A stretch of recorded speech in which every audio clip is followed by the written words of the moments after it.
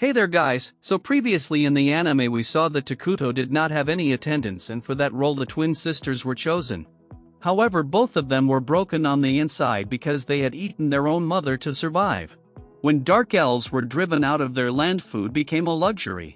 In that dire situation their mother sacrificed herself so that her children could live on. Takuto understood he needed to open the hearts of the twins. So he explained to them that their mother had given up her life so that her children could survive. So they should make her proud by living as she had wished for them.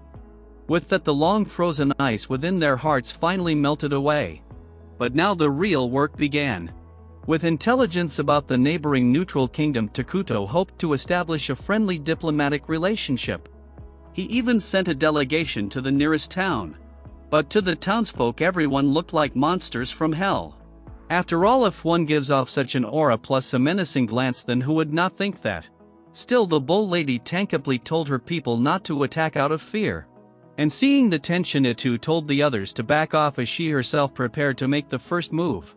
Yet a child suddenly approached and acted friendly with Itu, which made her change her mind. Still, nevertheless, thanks to the child, at least a dialogue started. The tentatively requests them to meet their king. And Itu too wished to form diplomatic ties and brought her along. But the bull lady had also brought that small boy along and apologized for it. But she left others behind because the corruption within the forest was too much for them to endure. Then, as they arrived and tentatively finally saw King Takuto, she got cold. As she saw a being so evil that even his body was cloaked in darkness. She regretted bringing Pepe along. Before coming here they had been assigned to come to the accursed forest anyway. But Pepe as usual had been boasting about his powers while saving people. In doing so he made a terrible mistake and accidentally awakened the giant again. So the bull lady had to save him. She reminded Pepe that their elders had detected signs of an apocalypse coming from this forest and had them assigned to investigate. But now she realized the apocalypse they sensed was far more terrifying than they had expected. Even so, Pepe broke the ice by asking Takuto his name. Tankapli thought this was the end. But Takuto was actually delighted to talk with Pepe. Itu and the others were glad that their king had finally made his first friend. Afterwards they arranged a small feast for their first diplomatic visitors. And the apple juice they served touched their hearts. Pepe was an extrovert, so he blended in naturally. Tankapli was worried about his careless behavior but could not scold him. And Takuto admired Pepe's talent for making friends and wondered what he himself should do to match Pepe even a little. And wanting to show that their kingdom bore no hostility, Takuto thought it would be good to invite Pepe to a game. They set up the game of reverse and Pepe kept winning repeatedly. After enjoying himself, Pepe then blurted out something dangerous. That he wanted to buy the country. Tankapoli almost saw death, but Takuto treated it only as a diplomatic joke. Afterwards Itu asked Tankapli why she had truly come to the forest, so she revealed that her city was constantly being invaded by a barbaric tribe and they wanted to investigate where those raiders were coming from. She tried to hide it, but Takuto realized that they lacked military strength. This could change the course of negotiations since her weakness was exposed. However, Tankapoli mentioned that their strongest forces had already been dispatched to investigate. She attempted to hide the dire situation, but Pepe slipped up and admits that their nation would be destroyed if they failed to find a solution. Sometimes knowing when to stay silent is important. Anyways, Takuto reassured her that they had no hostile intentions. Yes, they might appear evil, but they only wished for peace and to live quietly. Frankly speaking, if her city were to fall, then their forest would be next. So they could not allow that to happen. With this reasoning, Tankapoli considered that they might receive aid since their precious dragon vein mine is in that city. And Takuto also agreed to help because he knew about the dragon vein mine. However, instead of exploiting their situation, he proposed a partnership.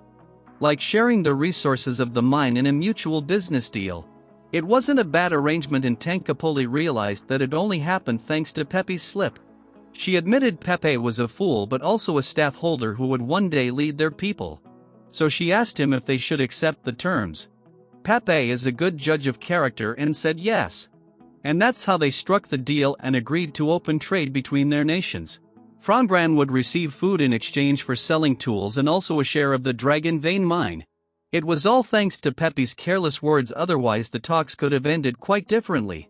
But setting that aside, they then began to discuss other matters when the twins pointed out that they knew nothing about the country of Forngon. Which was true, because to build international relations one must know the culture and values of others. Takuto had not considered this since the game never required it. But as the capital of Forngon was far away, they would first need to prioritize visiting their nearby city. Even then they need a legitimate reason for such a visit. And Karina suggested they could go under the pretext of playing, since Pepe had been the first to come up with that kind of excuse. It was not a bad idea, so Elder Molter considered going himself, but due to his high status he could not leave. So they needed someone of high standing yet low usefulness, which left only the twins. But Takuto has a protective mindset, so he said no, and Natu was an overprotective one. Things went nowhere until the twins themselves convinced Takuto. Their sweet words managed to sway him and he agreed. However, Atu got jealous that Takuto gave in to someone else's pestering instead of hers. She was sulking the whole day. So the twins told Takuto to say what she wanted to hear the most. Takuto knew how to cheer her up, by making her feel special, and once he did, her imagination went wild, from a romantic date to marriage proposal, then to the wedding day, and then to a peaceful life together happily ever after. And right there our episode ends. So stay tuned to watch the next one, and for that subscribe the channel and hit the bell icon, or else you might miss the new updates. Till then, take care.